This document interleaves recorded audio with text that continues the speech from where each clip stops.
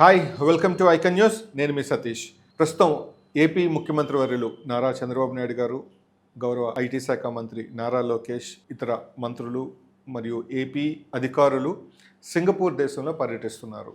ఈ పర్యటన ముఖ్య ఉద్దేశం ఏంటి అంటే పెట్టుబడులను ఆకర్షించడం, అమరావతిలో సింగపూర్ ప్రభుత్వాన్ని భాగస్వామ్యం చేయడం ప్రధాన లక్ష్యంగా ఏపీ బృందం సింగపూర్లో పర్యటిస్తుంది. అయితే దీని మీద గత కొన్ని రోజులుగా సాక్షిలో సింగపూర్ బాబు, దుబాయ్ శ్రీను అంటే ఇదొక కేవలం ప్రజల్ని మభ్యపెట్టడం కోసం మాత్రమే ఈ పర్యటన జరుగుతుందని వైసీపీ సాక్షి గత కొన్ని రోజులుగా ఆరోపణలు చేస్తూ ఉంటే, వాళ్ళని మించి మన గుడివాడ అమర్నాథ్ గారు, కోడిగుడ్డ అమర్నాథ్ అంటే బాగా అందరికీ గుర్తొస్తున్న ఉద్దేశంతో చెప్పడం జరిగింది. గుడివాడ అమర్నాథ్ గారు చంద్రబాబు నాయుడు గారిని విమర్శిస్తూ సింగపూర్ అతిపెద్ద అవినీతి దేశమని, సింగపూర్ ప్రభుత్వంలో మంత్రి ఈశ్వరన్ చంద్రబాబు నాయుడు అవినీతి కవలలని చెప్తూ విమర్శిస్తున్నారు. దీంట్లో వాస్తవాలు ఏంటి, అసలు సింగపూర్ పర్యటన ముఖ్య ఉద్దేశం ఏంటి అనే విషయంపై మనతో మాట్లాడడానికి ప్రముఖ విశ్లేషకులు అప్సాన్ రాజేష్ గారు మనతో ఉన్నారు. వారితో మాట్లాడదాం. నమస్తే రాజేష్. నమస్కారం.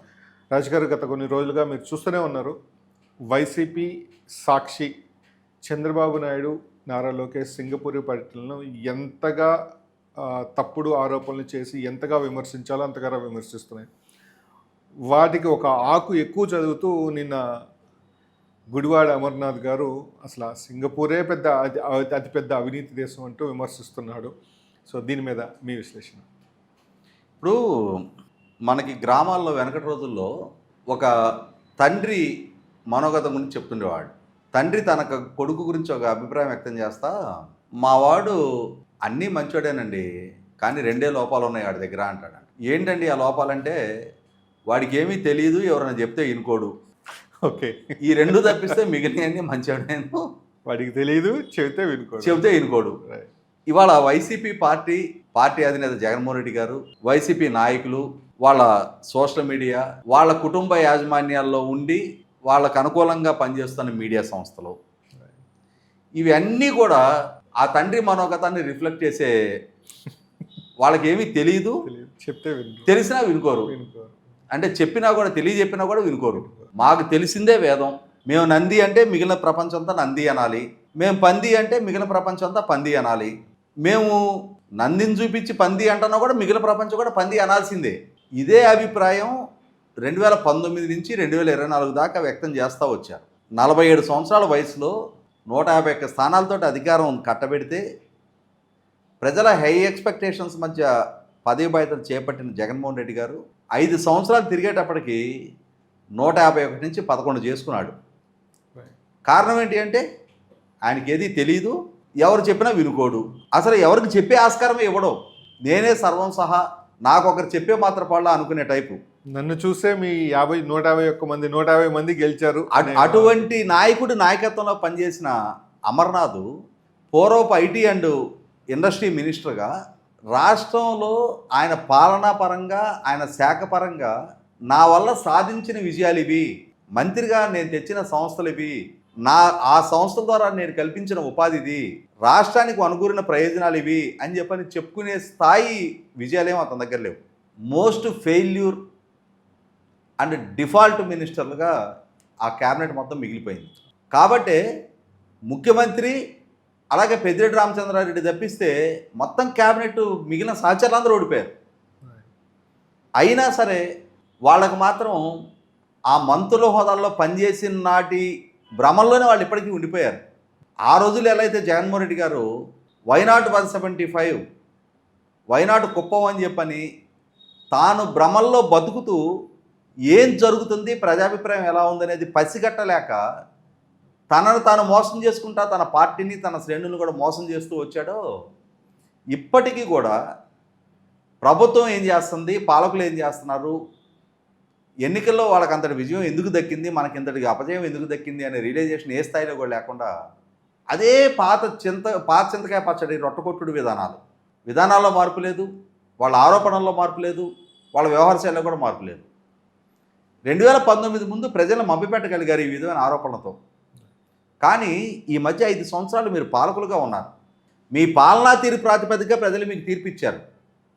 2019లో మీరు ప్రతిపక్షంలో ఉన్నారు. ఆ రోజున ఆ రోజు ప్రతిపక్ష పార్టీగా నాటి ప్రభుత్వం మీద మీరు ఏ గాలి ఆరోపణ చేసినా వాటిని నిజాలు అని చెప్పని ప్రజలు నమ్మించగలిగారు. కానీ ఇవాళ పాలకులుగా 5 సంవత్సరాలు మీ పాలనా తీరు చూసిన తర్వాత మీ ఘనకార్యాలు, మీరు సాధించిన విజయాలు కళ్ళ ముందు కనిపిస్తున్న నేపథ్యంలో ప్రజలు ఇక చాలు సర్దుకో అని చెప్పని మిమ్మల్ని అధికారానికి దూరం చేశారు. అయినా సరే మేము మారం, మేము రియలైజ్ అవ్వం, మా వైఖరి ఇదే అని చెప్పని పడికట్టు పదాలతోటి, పిడి వాదనలతోటి, మోసపు ఆరోపణలతోటి వ్యక్తిత్వానికి పాల్పడుతూ ప్రభుత్వం మీద నిందలు మోపుతూ ఉన్నారు. ఆయన గుడివాడ అమర్నాథ్ నేను ఒక ఆరోపణ చేస్తున్నాడు. ప్రపంచంలోనే అవినీతి దేశంగా సింగపూర్కి పేరుందంట.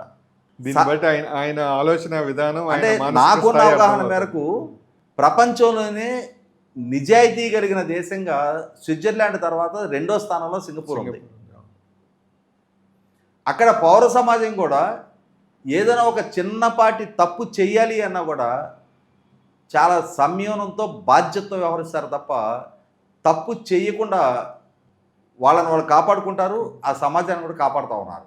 అటువంటి సింగపూర్ ప్రభుత్వాన్ని చంద్రబాబు నాయుడు గారు ఇవాళ రాష్ట్ర బ్రాండింగ్ని ప్రమోట్ చేస్తూ రాష్ట్రంలో పెట్టుబడులు రప్పించాలనే ఉద్దేశంతో ఆయన పర్యటన చేస్తూ ఉంటే, తాము యువతకి ఇచ్చిన 20 లక్షల ఉద్యోగ కల్పన జరగాలి అని అంటే రాష్ట్రంలో పారిశ్రామికీకరణ పెట్టుబడులు పెరగాలి అనే ఉద్దేశంతో, రాష్ట్ర బ్రాండింగ్ మరింతగా పెరగాలి అనే ఉద్దేశంతో ఆయన ప్రయత్నాలు చేస్తూ ఉంటే, 5 సంవత్సరాల జగన్మోహన్ రెడ్డి పరిపాలనా హయాంలో అమరావతి రాజధాని ప్రాంత ప్రజలు ఎలా వంచనకు గురయ్యారో, 5 కోట్ల మంది ప్రజలు ఎలా వంచనకు గురయ్యారో, అలాగే ఒక ప్రభుత్వంతో చేసుకున్న ఒప్పందం, ఆ ఒప్పందం నుంచి ఏకపక్షంగా రాష్ట్ర ప్రభుత్వం పక్కకి జరిగిన రోజున వంచనకు గురై కూడా అవమాన భారంతో నిష్క్రమించిన సింగపూర్ని మళ్ళీ తిరిగి మెప్పించి ఒప్పించి ఇక్కడికి రప్పించే లక్ష్యంతో చంద్రబాబు నాయుడు గారి ప్రభుత్వం ప్రయత్నాలు చేస్తుంటే, దాన్ని చూసి సహించలేని, భరించలేని ఒక రకమైన ఉడుకుమోతనంతో వైసీపీ వాళ్ళ మీడియా, వాళ్ళ నాయకులు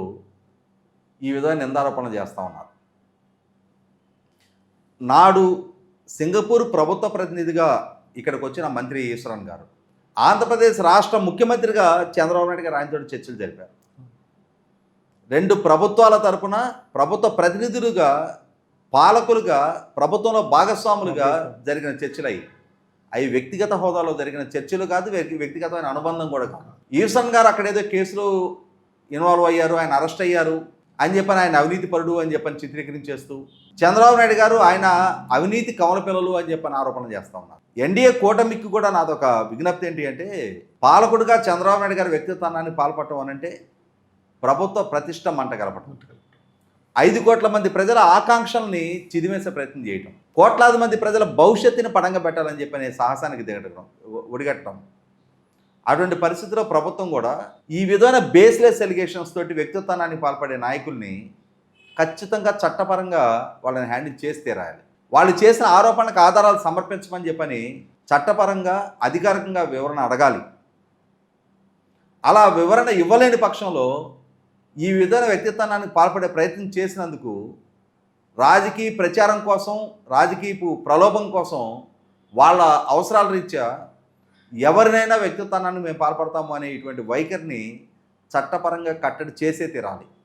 100కి 100 పాళ్ళు గుడివాడ అమర్నాథ్ లాంటి అసంబద్ధపు, అనాలోచితపు, అవగాహన రాహిత్యపు స్టేట్మెంట్లకి చట్టపరంగా కనుక కఠినమైన సమాధానం చెప్పకుంటే మరొకసారి 2019లో లాగానే రాష్ట్ర బ్రాండింగ్ని దెబ్బతీసే ప్రయత్నానికి వాళ్ళు క్రమక్రమంగా ఒడిగడతా ఉన్నారు. జగన్మోహన్ రెడ్డి గారి ఎజెండాని అమలుపరచడంలో భాగంగా వాళ్ళు ఇచ్చిన స్క్రిప్ట్ని అక్షరం పొల్లుపోకుండా కనీసం దాంట్లో ఈ విధమైన వ్యాఖ్యలు చేయటం అనేది మన వ్యక్తిత్వానికి శోభదిస్తుందా, లేదు మన వ్యక్తిత్వాన్ని కూడా పలచం చేస్తుంది అనే కనీసం ఇంగితం లేకుండా ఈ విధమైన వ్యాఖ్యలు చేస్తున్నప్పుడు రాష్ట్ర బ్రాండింగ్ని కాపాడటం కోసమైనా, రాష్ట్ర ప్రభుత్వ ప్రతిష్టని నిలబెట్టుకోవడం కోసమైనా సరే ఖచ్చితంగా ఇటువంటి వాళ్ళ మీద చట్టపరమైన చర్యలు కూడా ఉపక్రమించాల్సిన అవసరం ఉంది. ఈ సింగపూర్ పర్యటన ద్వారా చంద్రబాబు నాయుడు గారు కానీ, లోకేష్ కానీ, నారాయణ గారు కానీ వీళ్ళు సాధించాలనుకున్నది ఏంటి? క్లుప్తంగా 2 మాటల్లో. ఇప్పుడు ఇక్కడ ఒక అంశం ఏంటి అంటే, సింగపూర్ ప్రభుత్వానికి జగన్మోహన్ రెడ్డి గారి పాలనా హయాంలో ఒక బెటర్ ఎక్స్పీరియన్స్ ఎదురైంది. అవును.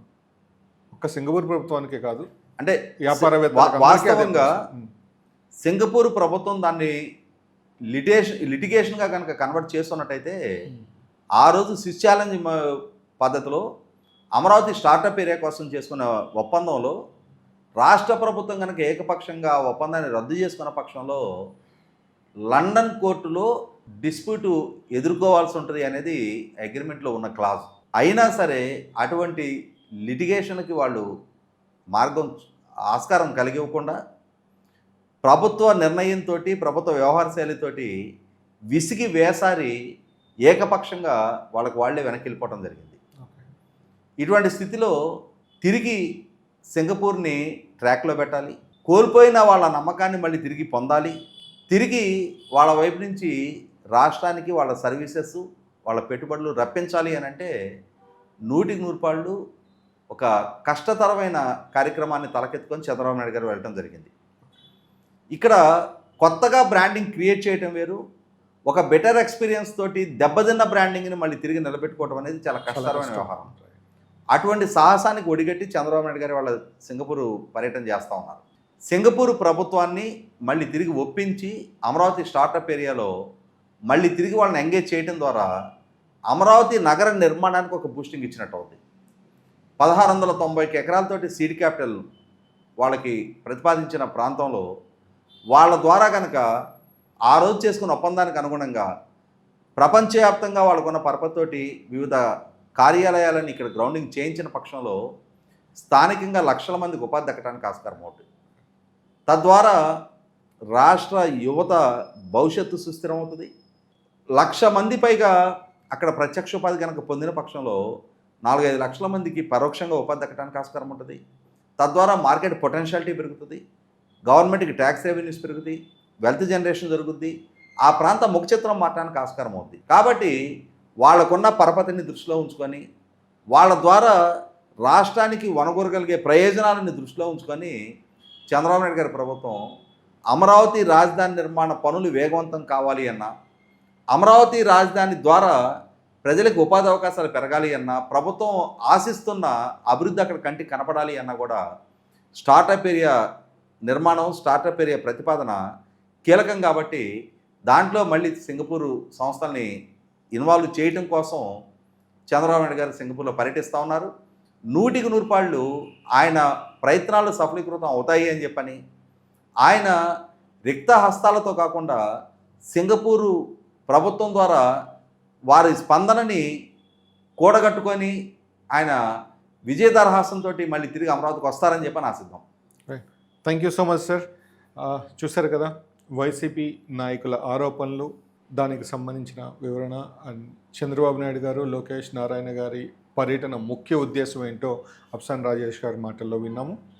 గతంలో ఐటీ శాఖ మంత్రిగా పనిచేసిన గుడివాడ అమర్నాథ్ గారి హయాంలో ఏపీకి వచ్చిన పరిశ్రమలు కానీ, పెట్టుబడులు కానీ మీకు ఏదన్నా తెలిస్తే కామెంట్ రూపంలో తెలియజేయండి.